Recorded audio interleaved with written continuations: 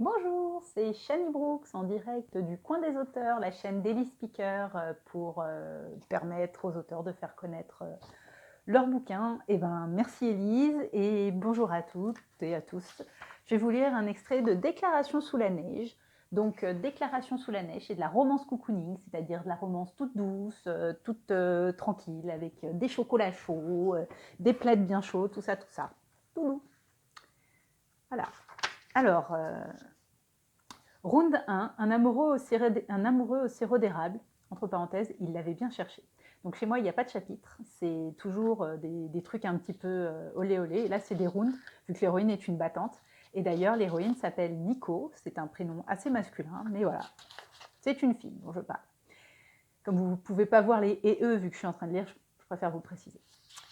Nico est pelotonné dans le fauteuil près de la cheminée, avec, à la main, une énorme tasse de chocolat chaud faite avec du vrai chocolat à fondre. La jeune femme n'est rentrée dans sa famille que pour 4 jours. Elle compte en profiter pour ne rien faire. Sa dernière année d'études collégiales, une spécialisation en informatique après le lycée, ne lui laisse que peu de répit. Elle a besoin de repos. Et quoi de mieux pour se reposer que Champneige, ce petit village perdu au milieu des sapins en Gaspésie, et plus particulièrement le canapé de la maison de sa grand-mère. Sauf que, quand toutes les copines sont parties, on s'ennuie un peu. Nico jette un œil dans le salon du chalet, tout en poutre de bois, en parquet et en lambris. Son père et son frère aîné, Léo, sont à la table de la cuisine, en train de boire le café. Ils discutent sans doute d'un sujet sérieux, auquel Nico n'a aucune envie de prendre part. Tous deux sont très grands, assez carrés. Son frère a une crinière de lion blond et son père a une crinière quand il était jeune. Aujourd'hui, son papa perd un peu ses cheveux, il faut bien l'avouer. Sa grand-mère n'est pas là. La matriarche qui gère le domaine familial doit être en train de s'occuper des chiens ou de couper le bois. Elle n'arrêtera pas de travailler parce que sa petite dernière s'ennuie. « J'ai gagné !» hurle la voix revancharde de son frère cadet, Zach. Zach est un peu plus âgé que Nico, plus grand, évidemment. Les cheveux aussi noirs que les siens sont blonds. Il est aussi 1000 fois plus bête.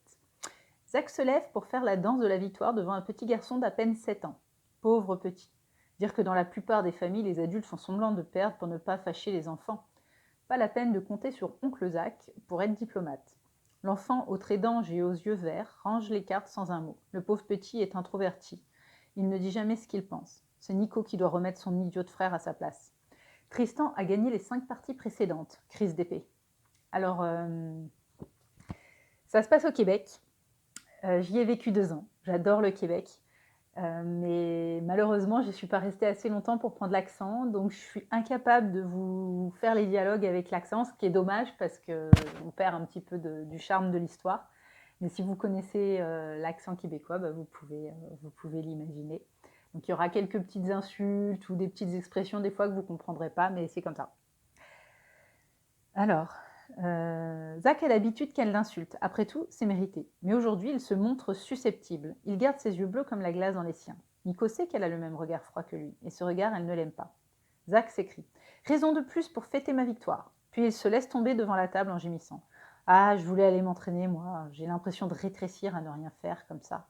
John m'a planté là. Il veut rester avec sa famille aujourd'hui. » Nico frémit à l'évocation de Jonathan, le meilleur ami de Zach. « Oublie-le, oublie. » Des années à voir Jonathan presque tous les jours, à en tomber en amour, raide dingue, à se faire rembarrer à chaque fois qu'elle s'approchait un peu trop près, à chaque fois qu'elle tentait de lui parler, de lui sourire. Depuis qu'elle a quitté le lycée, profitant de sa vie d'étudiante, Nico a tout fait pour l'oublier pendant 3 ans. Mais certains sentiments sont tenaces. Il ne faut pas qu'elle revoie Jonathan, pas même qu'on prononce son nom devant elle.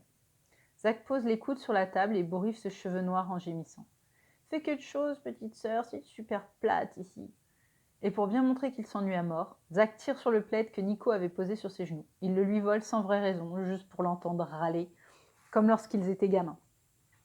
Il est à l'université, mais on se dirait un enfant parfois, souvent, tout le temps. Zach se tourne vers Tristan. « T'as pas une idée, toi ? Allez, mon pote, dis-moi. » Tristan propose timidement. « On n'a qu'à aller à la cabane à sucre ?» Nico acquiesce. Les Tremblay vont bientôt fermer la saison, et quand ils rouvriront, ce sera pour les touristes, c'est-à-dire avec un prix 3 fois plus cher et avec 2 fois moins de nourriture dans les plats. La vieille Paulette Tremblay est connue pour être une gratteuse qui ne rate pas une occasion de s'enrichir. Tristan a un bref sourire. Il y avait pensé.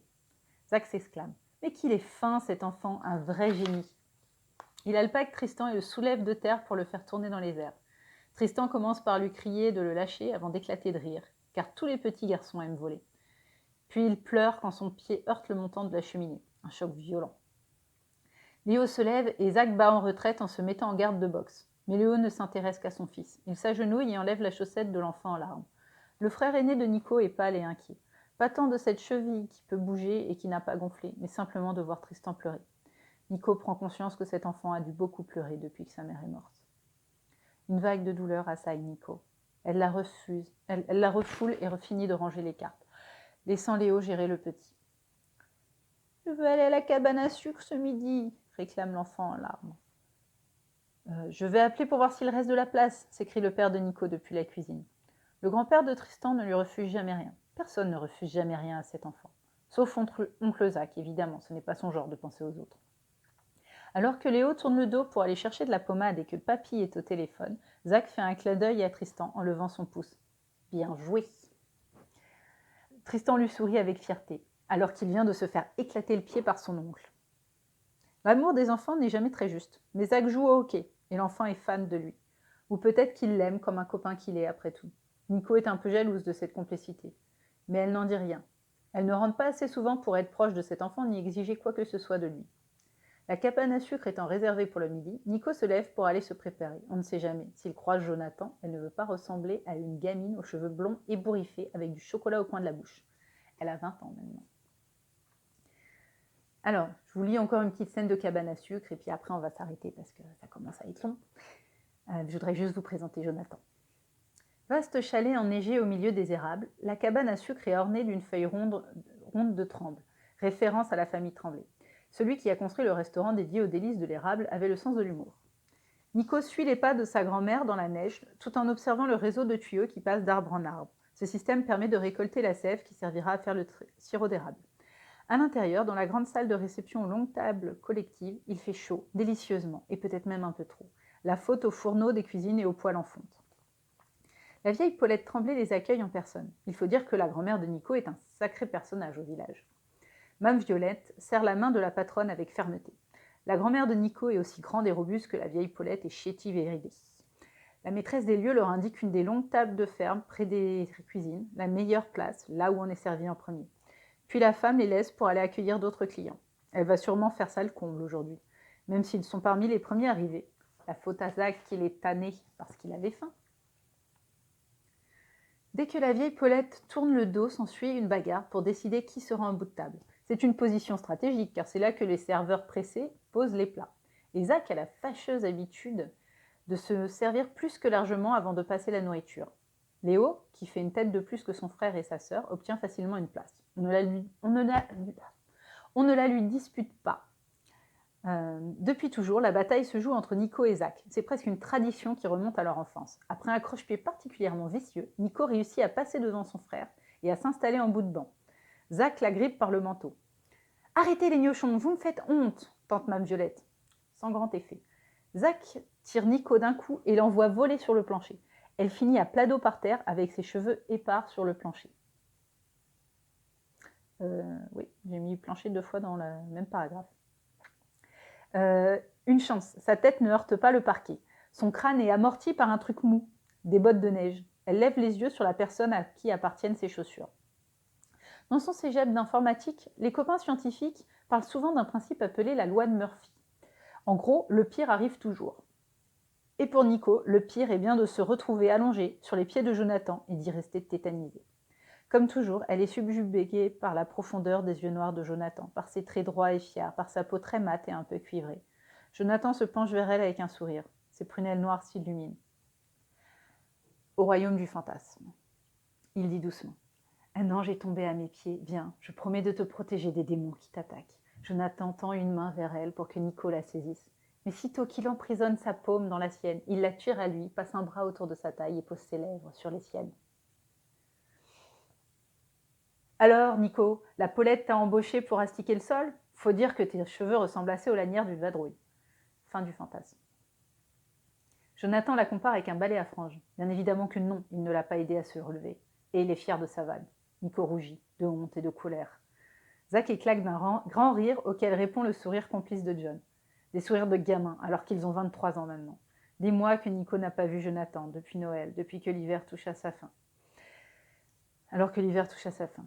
Des mois qu'elle pense à lui, bien que ses copines lui ordonnent de l'oublier. Mais cet idiot ne pense qu'à se moquer d'elle, comme si elle était encore la petite sœur qui pédale derrière eux et qu'il s'amuse à semer à vélo. Il n'a pas changé, ne changera jamais. Dans ces cas-là, c'est difficile de se contrôler.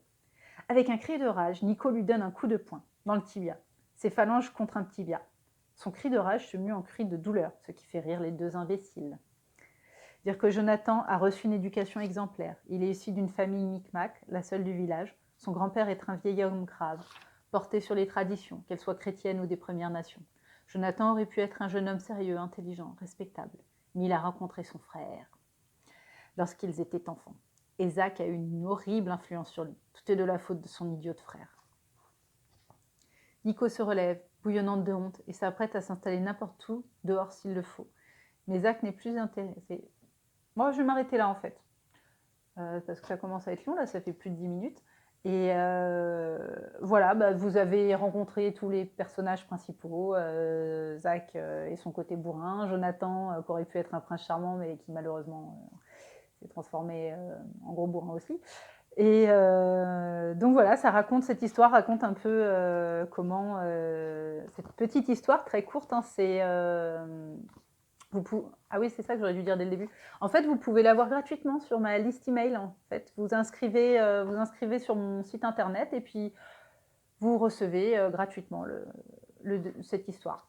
Et en fait, c'est le préquel de Juste un câlin pour Noël, qui est ma romance de Noël. C'est le préquel de celui-là et puis de l'autre romance de Noël que je vais faire en 2020. Et voilà, vous pouvez l'avoir gratuit. Voilà. Bon, je vais m'arrêter là. Je dis plein de bêtises. Donc, je vous fais un gros bisou et puis bonne lecture à vous. Et merci encore à Élise pour son accueil sur cette chaîne. Au revoir!